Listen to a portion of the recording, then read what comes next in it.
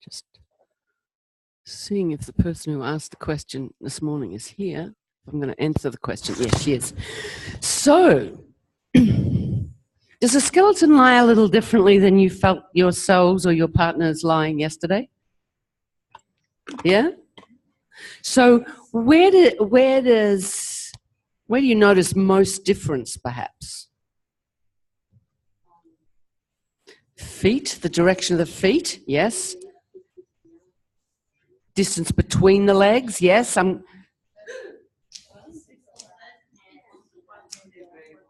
Hands, let's put them, some things.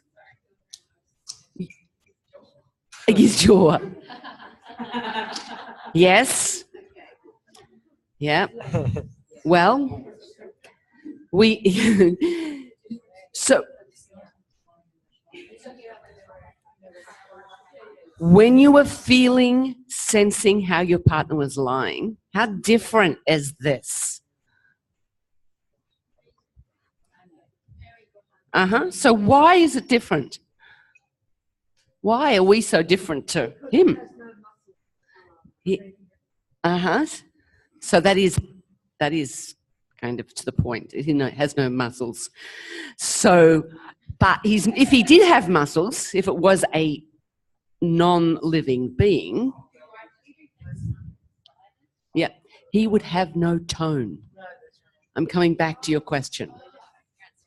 I am answering your question. He would have no tonus. So there is nothing sending signals to his neuromuscular system that's creating a form or a shape or an intention to act.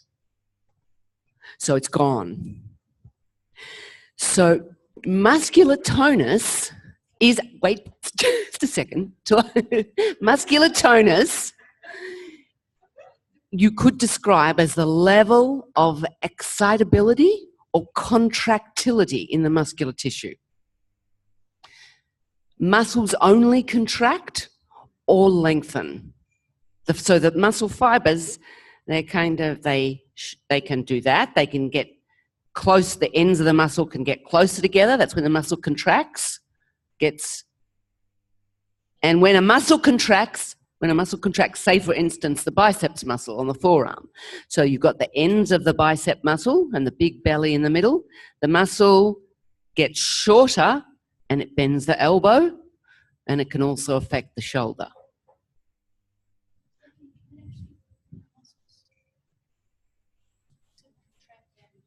Lengthen, yeah. Depends. There is a maximum length. So I just got to tell you, I have trouble hearing. So if there's several people talking over, I can't hear anything. I know. But if you wait, we'll get it. Please go again. Yes. Hello. So my question was, you said the muscles can contract and lengthen. I guess I'm asking, can you, and in relation to tonus, is tonus about contraction or is it also about lengthening? In other words, can I tell my muscles to lengthen, or actually is it just an absence of contraction? You can tell your muscles to lengthen. Oh, I've got some that just won't listen. Oh, no, they don't listen.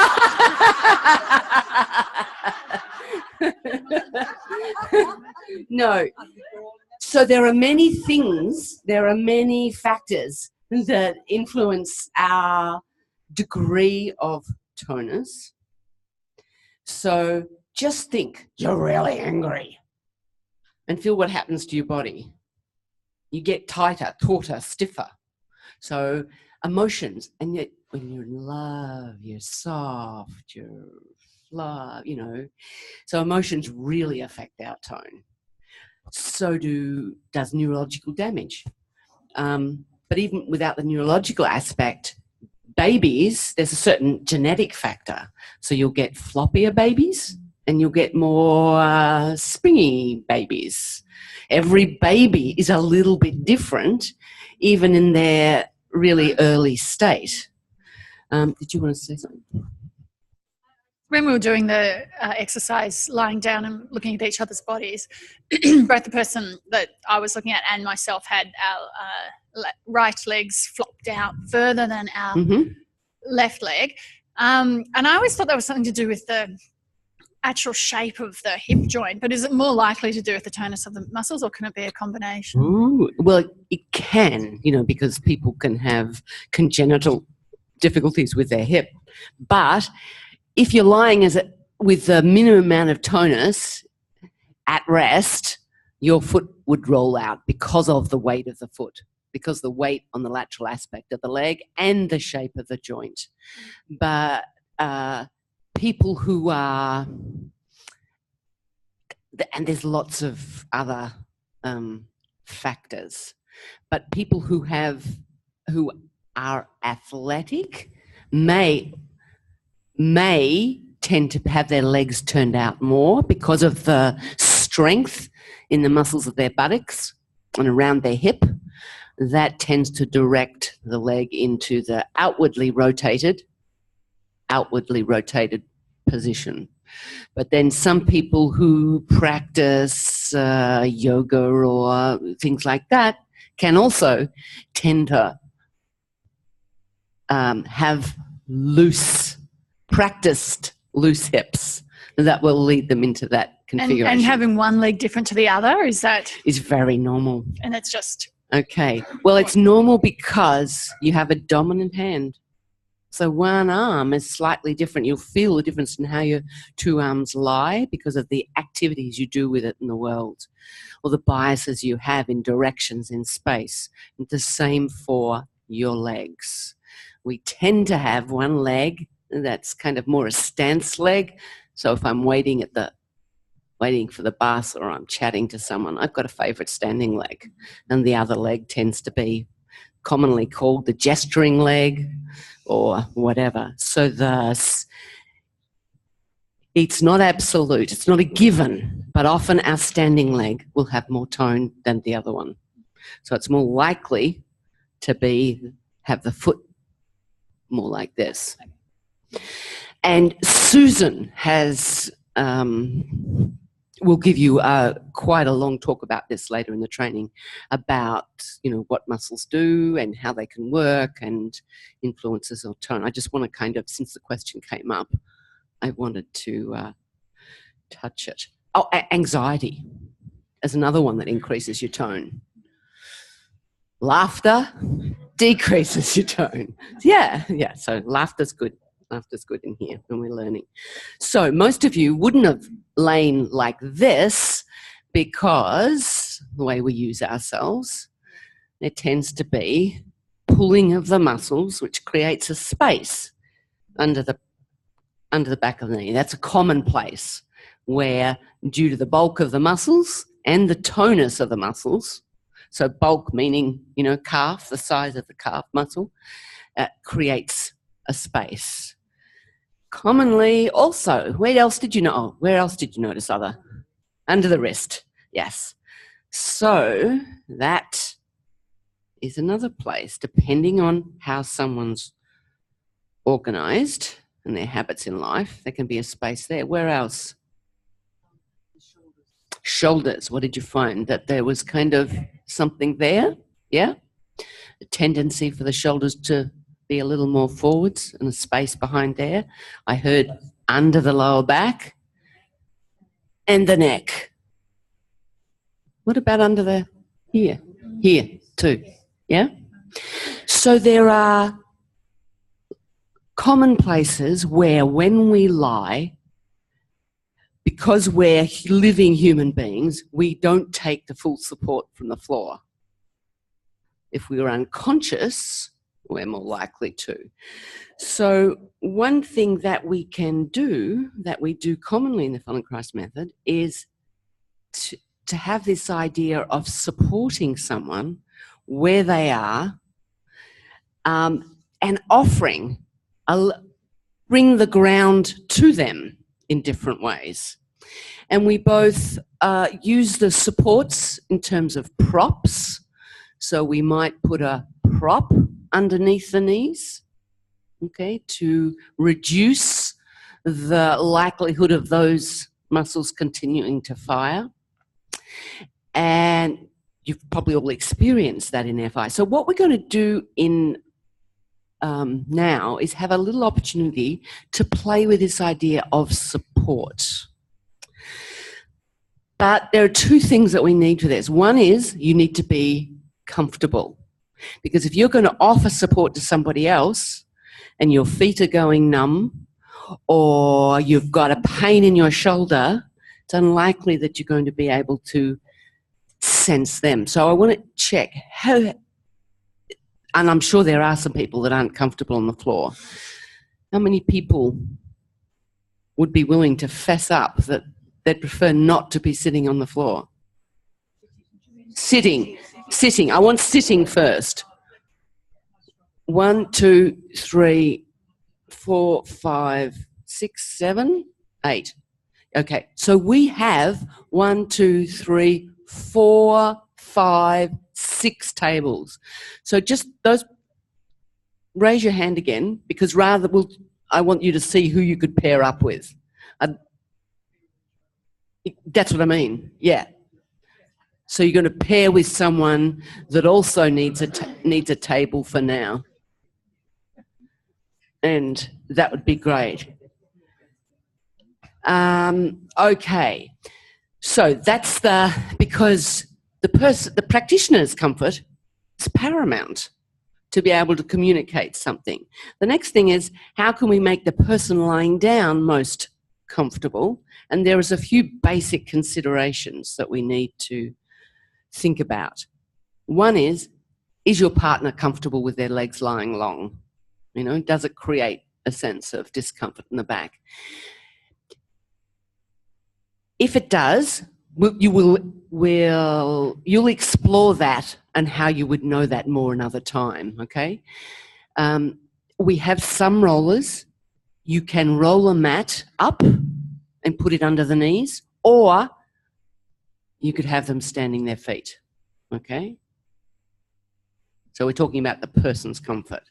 Then the next most important thing is, how do we work out whether they need something under their head or not?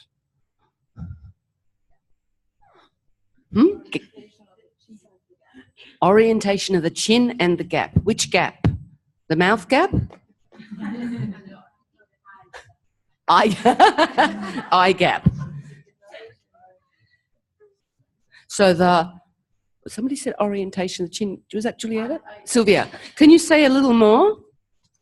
Because it's kind of in there, but there's a little bit more. You might be meaning it.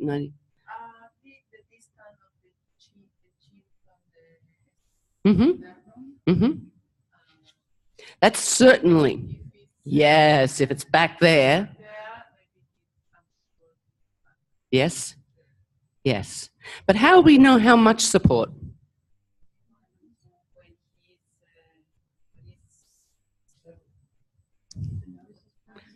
Level with what?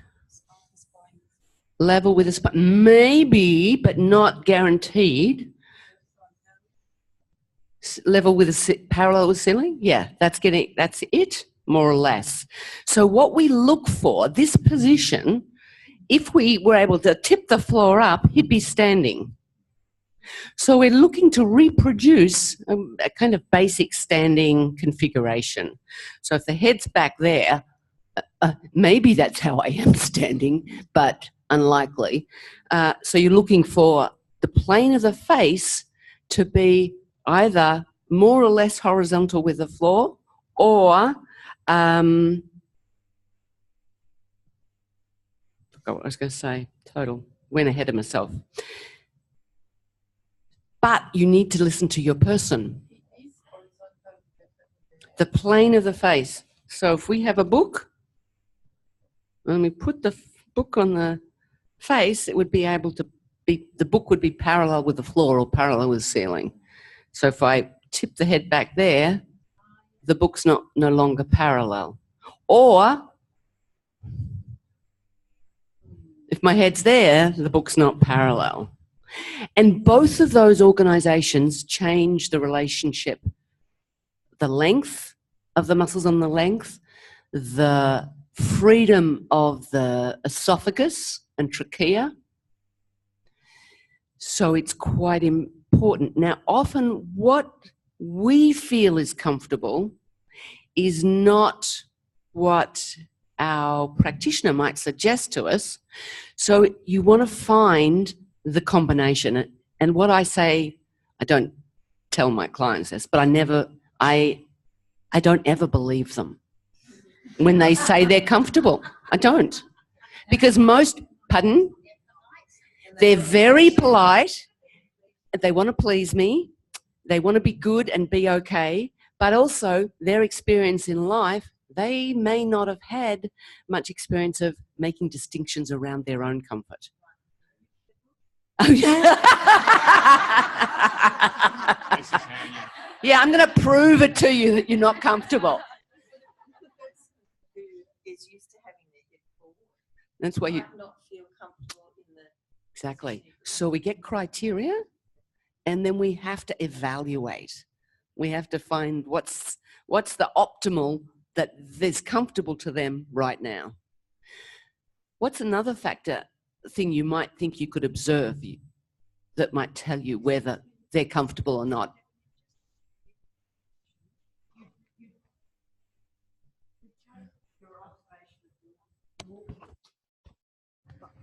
You would take your observation of their head position when walking. Standing, yes. When standing. But we're not going to do that right now. We're just going to go lying. But if I was giving an FI, yes, I'm looking at when the person's sitting and standing in front of me, what the orientation of their head is. Yeah. There's something else that gives you a huge clue about whether they're comfortable or not.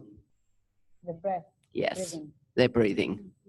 So when their head is in a comfortable position, you see that if I tip his head back, it's tending to take this back, the first rib, which tends to lift this place here because it's a functional unit. See?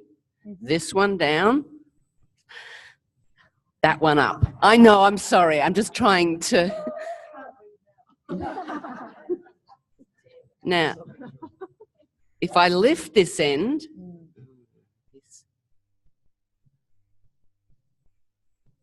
that tends to go down. Now, this is where the diaphragm sits in here, round, big dome in here. So when there's work going on here, you can't breathe as well. So if the head is lifted a little bit or in a comfortable relationship with the rest of the spine, it's likely to relieve some work going on in the lower backs and ribs so the diaphragm can contract more effectively. So we've got distance of the jaw from the throat, the chest, orientation of the face, gap under the neck, breathing. I'll give you one more.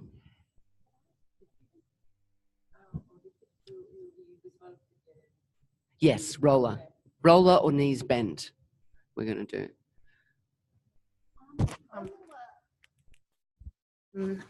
Observing each other lying, both of us had an orientation of our head tilted. Mm-hmm. That obviously we felt comfortable with it, but it was definitely tilted one way. Tilted like that? It was actually both ways, that way and a little bit down. Would you be trying to make it a neutral? Or No, I'd let that be.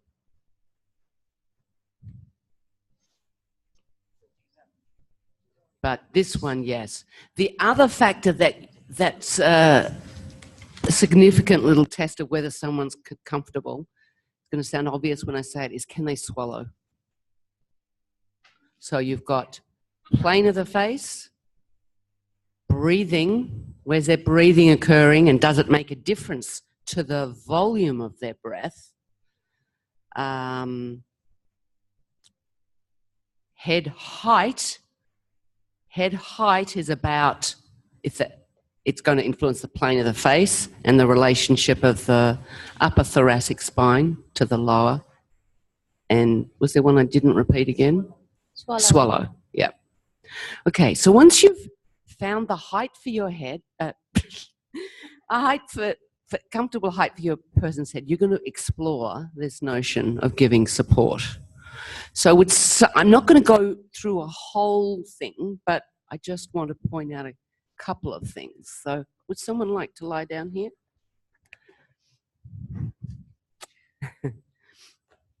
To be okay, that's good. Thank you. So, how comfortable are you, Angela, with your legs long? Fine. Yep. And maybe you can see that her pelvis, if you imagine 3D X-ray vision, her pelvis is actually in a fairly neutral position. There's a lot of her pelvis in contact with the ground. Can you get a sense of that? Great. So if someone's pelvis, can you tilt your pelvis forwards? Okay, so now she's got a big arch in the lower back, and if that's the case, the weight of her legs are going to tend to exaggerate that. Thank you. Beautiful. Okay. Okay, so now I need some green pads. Oh, that blue one will... That's too big. Can I have, Julie, under your... Just in case, can I have that little one? Thanks. So I don't know how much we're going to use. Now, I could just say, could you please lift your head? Angela, could you please lift your head? I'm going to slide that underneath. Easy way to get something under, yes? But, okay. Well then, I would actually even more so, I would probably ask them to do it. But what I would do is, could you interlace your fingers behind your neck? Okay. Bring your elbows around your head. Okay. Now, just slowly and gently lift your head. I'm going to slide something underneath. Okay. And put it down. Because if someone's got a painful neck and you're not experienced at lifting heads, you could hurt their neck, you know, by lifting. So actually, that looks, excuse me, I'm going to put a little thing over your face or next to your face. What do you think? It looks pretty good to me. So I'm going to look at her breathing. But you know what? I've placed this low down underneath her, so it's nearly to her shoulders. So if I want to support her shoulders, it could be in the way of my hand. So I am going to lift her head and slide it out. And we might do lifting heads next week. So don't worry too much about the lifting. Ask them to lift it, or if you feel comfortable to lift it, you can lift it and slide it under. The thing about, yeah, that's all right. So we've got some space. How am I going to organize myself in a way where I could match that shape, match her angle, match the space under here, and still breathe myself? So maybe to begin with, both at the same time is tricky. So I'm still exploring.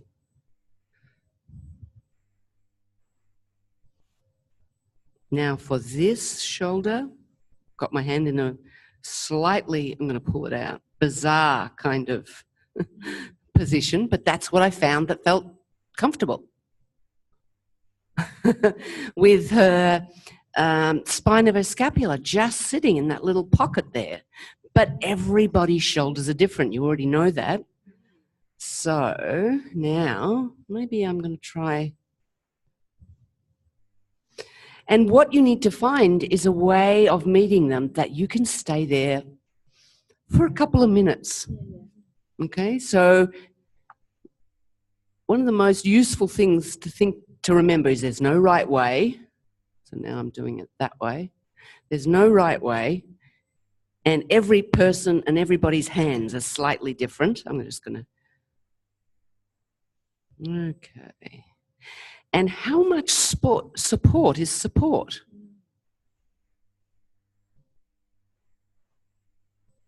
That is a question that changes moment by moment. And how much support are they able to allow themselves to take? That's another question. But you may have noticed when you do it in ATM that there are some spaces that you know are going to change with time. You know, if you lie there a little longer, they'll kind of sink a bit with gravity. And other places are a little more resistant. So okay, I think I'll actually like this one. So I do like the Goldilocks principle, is that, you know, you try this one out. Nah, too hard, doesn't feel quite right. You try another one out. Oh, not sure. And then you try something else and you think, oh yeah, that's just right. How does that one feel to you compared to the others? Can you tell?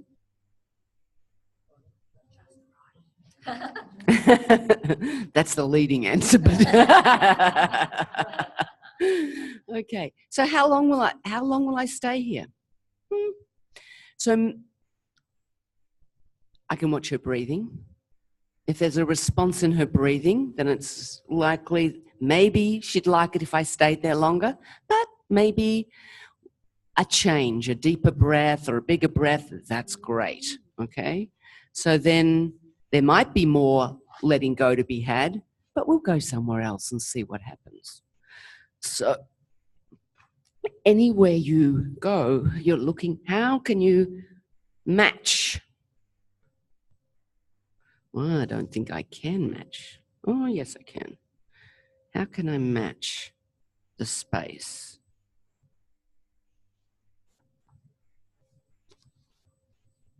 So we often have spaces. So I'm coming under, I'm gently lifting, but I'm not pressing into her or trying to lift her. I'm trying to, what would it be like for you to feel ground here? For you to feel your skeleton in contact with something solid, which means, because if something's not solid, can I just take that for a second? If I lean there, I can feel it's not solid. So when we're giving support, we actually need to feel fairly stable ourselves for them to be able to trust or feel safe with that level of support. Okay, so we've got there, here,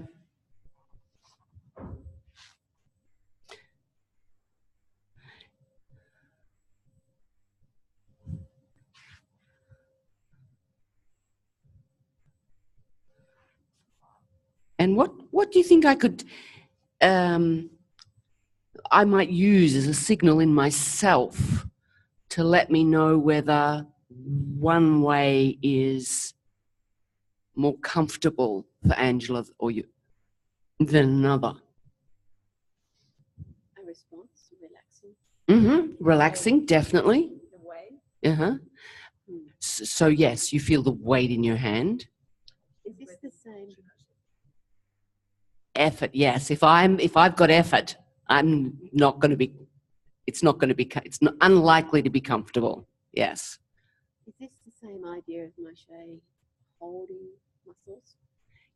It's in that direction. So one of the strategies that we use in the method is effort substitution, which means taking over the work of the muscles.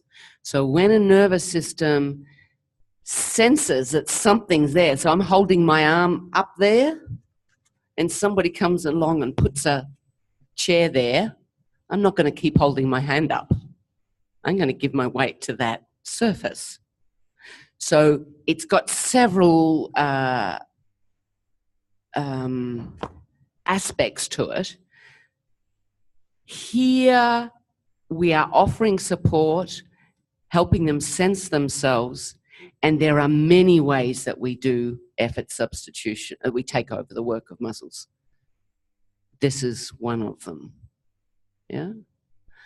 So, any questions about any other place? The arch of the back.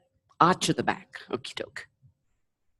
So here, I am going to ask Angela to put her arm on her waist, because then I can get in closer. Some people have their arms closer and it's fairly easy. We can slide the hand. If you think of putting your hand on the floor and then sliding on the floor, it's much easier to slide under someone than if you don't have the back of your hand on the floor and you're on them and you're wondering if you're disturbing them. So my hand is on the floor. I'm feeling the back of my hand on the floor and I'm sliding in as far as I can. How far would I slide in? I'm sliding in till my fingertips are more or less in the middle and the pads of my fingers are just to the right of her spine. That suits her. And I'm just going to give her a sense of this. And then I can curl my fingers or lift my fingers a tiny little bit. And you can play with that amount. So I'm going to come out and show you what I'm doing. So my hand is under there. And then I'm lifting my fingers to make contact. And then staying there. And then just ever so gently seeing if I can bring the ground down and she follows me. Now, people with larger arches, you can use your hands in different ways. You can use your hand like that. You can use your hand like that. You know, so I could kneel here next to her, like this. Because I'm thinking, how can I organize myself so I can be comfortable for 2 or 3 minutes? Usually you'd start at the highest part of the arch, in the length of the arch, and either move up or move down. Some people have an arch to up here, you know, in their mid-thoracic spine. With the head and the neck,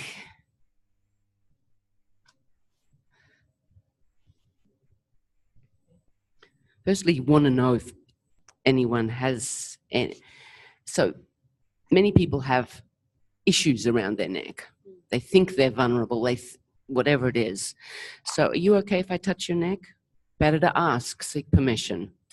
And then I'm just going, first of all, slide both hands under and get a sense of the shape like you did yesterday.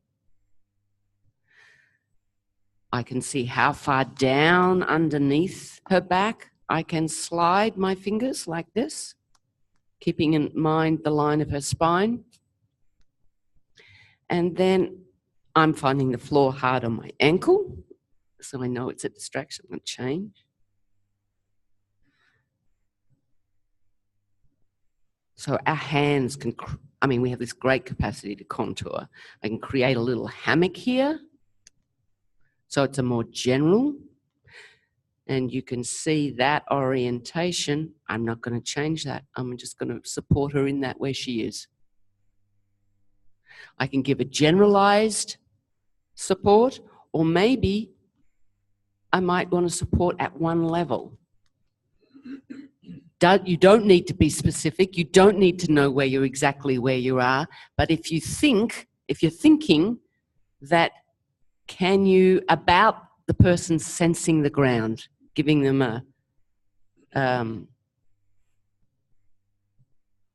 it's the quality of your connection that's actually important. Okay? So your own breathing is really important. Mm-hmm. Yes. And usually, not so much now. Actually, no, still now. When I begin a lesson, breathing's the first thing up. My own breathing, my own organisation is what I pay attention to. You get more and more skilled at shifting backwards and forwards and being able to keep your own organisation dynamic, but tune into something that might tell you that something's not dynamically mobile, or something's unstable, or something when you're efforting. Okay, so you're going to have 20 minutes each. Thank you. Mm-hmm.